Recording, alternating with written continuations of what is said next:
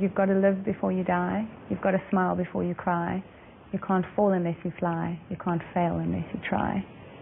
Verity was just another 20-year-old psychology student at UCT who thought she knew the path her life was going to take.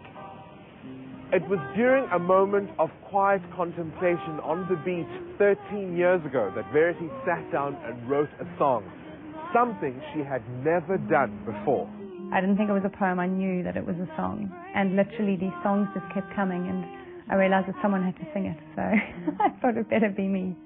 And so began a roller coaster journey into a local industry that has little time for English-speaking singers. But Verity was to be a trailblazer for South African musicians, finding a way to market her music on the internet without a record label, an album, or airplay.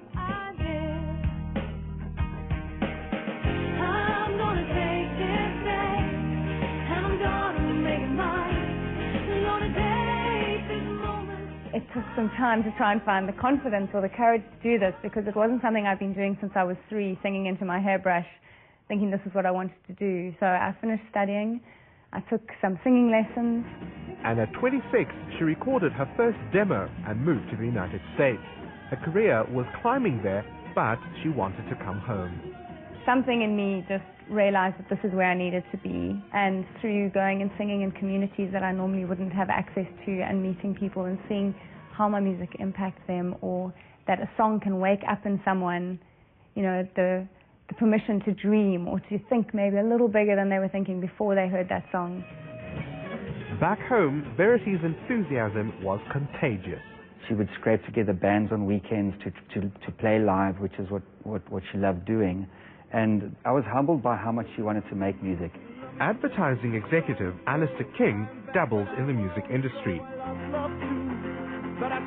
He initially paid for former Springbok Nude Girls frontman Arno Carstens to make his first solo album, when despite his group's success, record companies were unwilling to take him on. For a South African English-speaking girl with a talent for music, how hard would it be to get your CD on the shelves? Well, this is what you'd be up against. Celine Dion, Alicia Keys, Mariah Carey. There's not a lot of support for local artists within that genre. Record labels generally find it a lot easier to just take an album straight from the US States, you know, slap it on the station. They can sell 100,000 copies without any effort whatsoever, because it's someone famous and someone who's already a big brand. South African niche market music like Afrikaans, Afropop and Kwaito has a captive audience, so their sales are huge. It's estimated that Bok van Blab with his controversial De La Rey album sold around 250,000 units, and Steve Hofmeyer sells that number on most of his albums. Kwaito star Mendoza's latest album sold more than 25,000 on the day it was launched, while Zola's debut album sold 180,000. It's a game of numbers, really. Music producer Peter Lacey says the South African market for all English-speaking music, local and international, is less than 500,000 people. We regard a successful record in this country for a English-speaking singer as 5,000 units. You know, that's paying the bills. Once you've got an album, it's not even the beginning. You then have radio stations who you need to persuade to play the songs that you've made, and that's almost impossible these days. You then need retailers to stock the album, which is a further hurdle, and so the odds are stacked greatly to artists starting out. With no record label, no album, no airplay, a gift from Alistair brought music to Verity's ears. And I was in no position to pay for a full album for her at the time, but I had the sense that if I could help her somehow, give her a start, that maybe she would make the rest happen. And that was an amazing vote of confidence for me, because it got me into studio to record 2 professional singles. But with radio stations less than enthusiastic, it took some tough love from her sister Kay to set the stage for an innovation that would unleash Verity's career. I said to her, it doesn't have to be like this. You've either got to get in or get out, but you cannot spend your life sitting on the outside of this system. And I said to her, let's just do a thinking exercise on this. So you look at the pros, you look at the cons, you look at the facts. And from that point, we came to this whole idea. the idea that I had was that I would sell the album via my website before I recorded it. So basically ask people to buy something that's not there yet, but help me raise the money in the process. Setting up a website is in fact the easy part. It's what you do afterwards that makes all the difference. The question is, how do you get as many people as often as possible to visit your website? It's very much a case of strategizing what is your message, how do you position yourself differently from the rest of the pack. Web marketing specialist Fred Rode guided her online campaign. So we set up the website and a blog, and then the third component, which is actually not web related, is that she needed to go out and sing, and I suppose just throw the website address out as often as possible. Flyers, posters, letting people know about the web address, getting other bloggers to write about the website, make sure that other people have links, and then joining lots of different communities, so making sure I was on MySpace and Facebook and other business communities, so that everywhere everything was linking back to my website. And when I started, if you Googled Verity, I think I was on page 16. And within 6 weeks of starting to make sure that I was having links to my website, I was number 3 on page 1. And those who bought into her web journey had a very real role to play in producing her album. Their name was listed on my website with what limited edition number they had bought.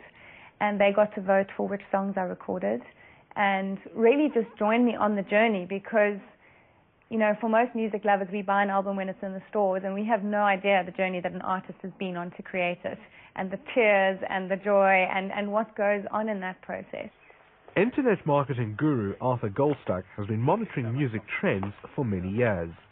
I'm very excited to see someone taking the initiative in that way of using the internet as a medium, not only to create the packaging of her album, but also to market it and to engage directly in almost a personal relationship with her fans. For Verity, the key to finding joy in the project has been in helping others. It was one thing to say, let's approach the music industry differently, but I thought if I'm going to ask people to support me, I don't think that should stop with me. I think it should be paid forward in some way so that their good nature and their good intentions is having a wider impact. She set up the Live Your Dreams Foundation that enables other artists to produce demos. But while helping others, Verity faced some tough months without sales.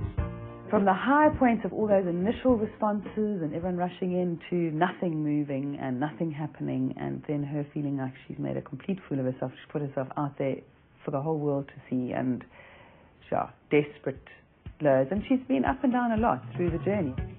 It took 3 years online, but finally it happened. Having sold 2,000 albums now in 25 countries, I've covered all my costs. So I'm releasing an album that has no debt associated to it, and it's also contributed nearly 30,000 rand to charity. 2,000 CDs before she's released it is extraordinary. There aren't many artists in her genre, or even in the English-speaking genre in South Africa, that can say they've sold 2,000 CDs. Peter Lacey, who has now produced Verity's album, says of the 17 local artists he has worked with, only 2 others have sold more than 2,000. She talks all the time about her journey, this musical journey that she's gone through with her future owners.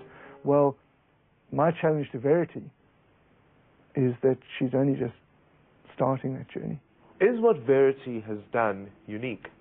Verity isn't unique in what she's done. She's certainly a first in South Africa, but what sets Verity apart is the extent to which she engages with her site, with her audience, and the extent to which she drives the process herself.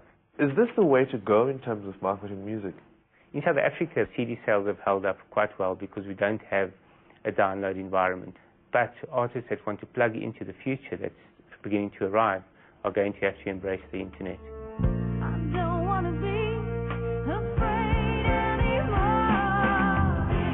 So, what now for this songbird? I think next for me is to share this story with South Africa and with the world, because it just was an idea. It was an idea of how can I do something differently. But the lesson for me is because I took action, because I put out there and asked people for support, I have discovered how much is possible when you say, I can do this. I can make this happen. And it's not been an easy journey necessarily, but it's been a very powerful journey.